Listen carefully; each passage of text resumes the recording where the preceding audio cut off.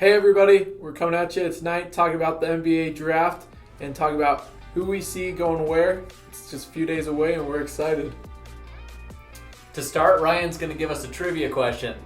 So, as the draft goes on, they'll have the number one pick, and how many number one picks have won Rookie of the Year? Think about it, we'll have the answer at the end. And I'm going to throw out an interesting fact right here from the beginning. There are 7 franchises who have never held the number one pick in the NBA draft over 76 years. One of them is Utah. I got drafted by Utah today. That's why I'm wearing this hat. Ryan got drafted by Dallas. No, Utah is one of them. Denver, Phoenix, Miami, Memphis, Indiana, and almost had the number one pick, Oklahoma City. Multiple times fallen number 2. This is actually the board of how I think the NBA draft is going to go, who I've selected. Ryan and I are pretty well synced up as far as the first couple of picks go, but we're going to jump in and explain why we think each pick is going to go at the number that they're going to go at. Big disclaimer to start off with, this is what we see the draft looking like as far as if the picks don't get traded to other teams. That definitely throws a wrench in everything. So we're keeping it with how it stands right now. Correct. Who's going number one? So Jabari Smith, I have going number one. He's a great pick. There's a lot of pressure on the number one pick team. Obviously, you don't want to pick some guy that ends up being a bust and terrible for your franchise. Yeah. Ruin them for years to come. Exactly. So Jabari Smith, he's a great pick. Great upside. Solid player. Out of Auburn, yeah. Yep, good player. I actually agree with it. He'll go first. And reason being is, you could take somebody at number 2, and they could actually be the overall pick, but it's kind of the necessity for your team at the time. Yeah. What I like most about Chet Holmgren, he is probably the only center in the first 14 picks here, the lottery picks. And what I like most about this is that they've got plenty of picks coming up. They're getting someone that's going to be solid for their franchise. Chet Holmgren is my pick for Rookie of the Year coming out of this draft. Ryan will change his pick on that and tell you who he thinks is actually going to win Rookie of the Year. Yeah, if you watched any of the other segments, I'm a big Gonzaga guy. I got Gonzaga's stuff, and Chet Holmgren is a great pick. He's a good pick for the Rookie of the Year, but I actually think Paolo Banchero is going to win it. I think he is the biggest. I think he is the most NBA-ready player right now, and I think that's going to help him succeed. Although I do think Chet Holmgren has the biggest upside as a career. Potentially, obviously, he is very skinny and tall, so we'll see kind of how that works into play with these bigger NBA players. But Paolo Banchero, I feel like he's the most NBA-ready player right now, and so I think he's going to be great for scoring with the Rockets as they just barely trade Christian Wood away. He's going to have a big shoes to fill, and I think he's going to be the Rookie of the Year because of that. Okay. Sometimes teams will pick players as well, and then they come out and they don't really necessarily mesh with the team. Correct. And so it's not a good fit, and then they don't end up being as good as they were in college. So hoping that this plays out as we believe it will. Sometimes there's picks further in the draft that are good too. Ideally, all these players turn out to be great players. That'd be great for the NBA, but the odds are slim to none. Well, sometimes it just doesn't work. Why do they get picked number 1 sometimes and then it doesn't work out, or they're not as good as player as people thought they were? Yeah. So going fourth from Sacramento, Jaden Ivey from Purdue. He's a guard. Sac kind of needs a backup guard, I would say. Yeah, Someone to support him in that position. They haven't been notorious for having good picks in the past. They have Sabonis there right now. They have De'Aaron Fox right now, but when they traded for Sabonis, they did give up a great guard, and they need somebody to fill that role. Yeah, so Tyrese Halliburton. Yeah, it's great pick. Number 5, Keegan Murray out of Iowa. I think he also is right up there with Paolo Banchero as being an NBA-ready player right now. And he's been at Iowa for several years. He knows the system that they had there and was able to run with it. Great maturity, and I think he's going to be a great fit. Pistons are going to be rough on him, I'll be honest. I love Keegan Murray, but Pistons system is not really great, and that's where it's going to hurt him as far as Rookie of the Year running. Otherwise, he would be up there as one of mine to look at. Gotcha. Probably can't see it on the screen there, but number 6, it is actually written in yellow. Very hard to see. Indiana has the 6th pick, and they're taking Benedict Mathurin out of Arizona. Ryan will say that for me because I don't know his name. Don't know him very well, but I've kind of just looked at some other mock drafts and went off that. And this is where it starts to change. Ryan will tell you who he's actually taken for number 7, but I think the Trailblazers will take Dyson Daniels out of the G League.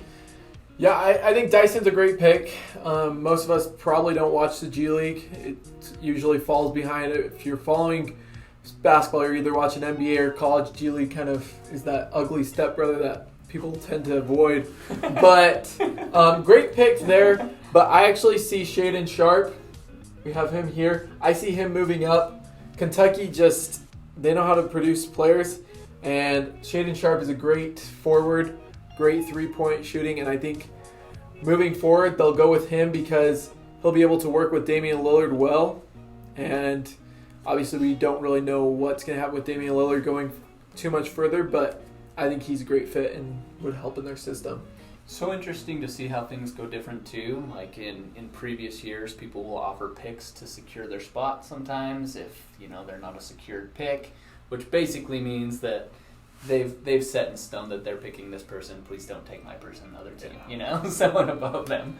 So going at number 8, we have New Orleans, Ousmane Dieng, and he's from New Zealand. He's from the New Zealand Breakers. Yeah, less familiar names, obviously, as we get further down the list. Yeah. Who's going 9? Yeah, so at number 9, I also differ on this one. I actually go with Jalen Duran. I think he moves up. Okay. And the reason why I think he moves up is because that center, like you mentioned earlier, they are hard to come by right now with the way the draft is set up. The league is very much centered on small man, quick, and everything, but you do need a center at some point. And I think he goes to San Antonio because Jakob Poeltl's going into his last year there, and we don't know what's going to happen with him in San Antonio. If they want anything happening, they need a center. And so that's why I see him actually moving up here to number 9. Okay. But Johnny Davis, great player. If it happens, I mean, can't go wrong there.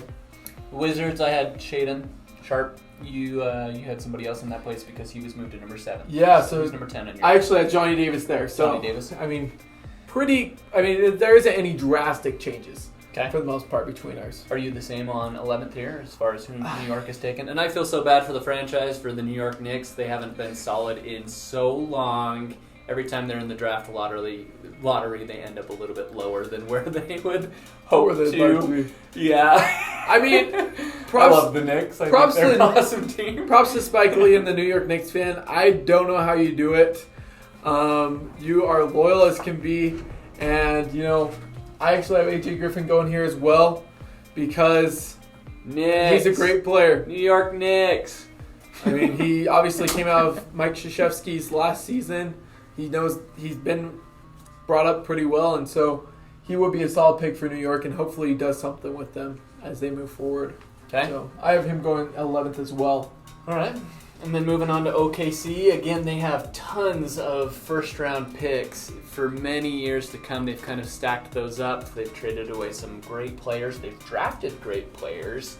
I'm interested to see how this pick turns out. Jeremy Sochin. Oh, Baylor. Yeah, and I think he'll be a great addition for their team as well. I think Sam Presti is doing a great job over there putting people together, and I hope he meshes well with Chet. Yeah, I mean, Jeremy's a great player, but with how I've changed things up, I actually have Ousmane Dieng coming down here. And the reason why I think that is, obviously, he's going to be available, but they're going to take a risk on this New Zealand guy because they have a history with New Zealand guys. Steven Adams, if you don't know, OKC had him for a long time, fan favorite. That's true. Coming out of New Zealand. And so I actually would really like to see that again, see another New Zealander. Okay. Number 13, you have Jalen Duran out of Memphis. Yeah, and I know you had him a little bit higher. I think he just falls to the Hornets because the Hornets need a center. I think that's probably the reason why I picked that one. Okay. And then the Cavs, I know we differ on this one as well. I picked Jalen Williams just for the last name.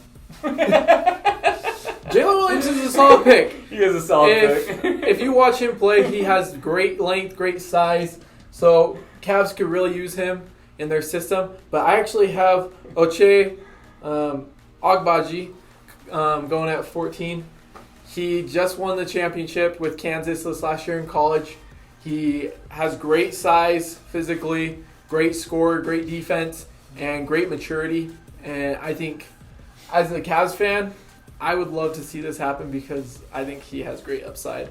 But if Jalen Williams goes there, you can't go wrong. Jalen Williams will be a great player too, I feel like. So, great year, great draft. It'll be exciting to see what happens. We hope it's a great draft.